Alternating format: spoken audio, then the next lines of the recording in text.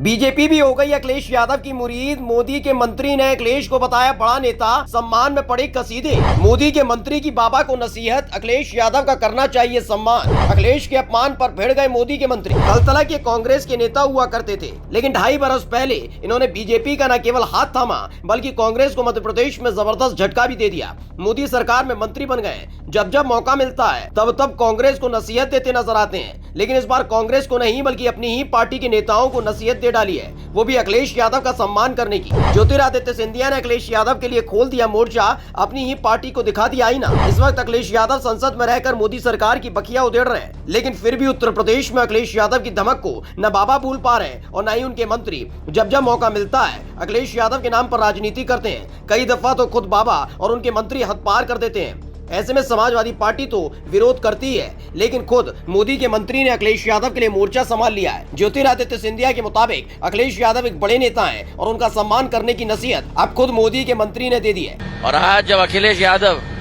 OBC के, आप चाहो या न चाहो, लेकिन ओबीसी के बड़े नेता हैं, मुलायम सिंह जी के पुत्र हैं, हमारे विरोधी हैं पर ओबीसी के बड़े नेता हैं।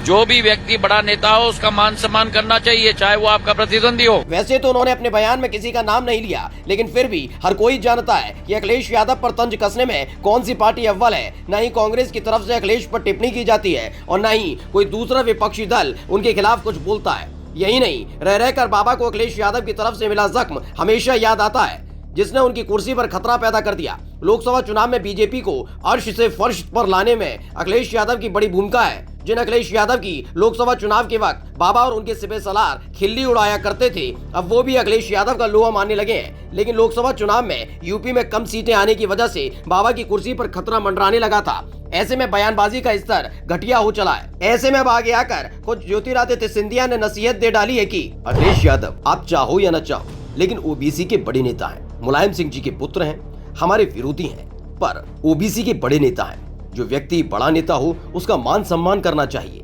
चाहे वो आपका प्रतिद्वंदी हो। यानी कुल मिलाकर ज्योतिरादित्य सिंधिया ने अपनी ही पार्टी के नेताओं को नसीहत दे डाली है कि जिस तरह की भाषा शैली का इस्तेमाल अखिलेश यादव के लिए किया जाता है वो कतई मंजूर नहीं है। फिलहाल सिंधिया के बयान से सियासी गलियारा गर्मा गया है। स्पेशल डेस्क, खबर 4।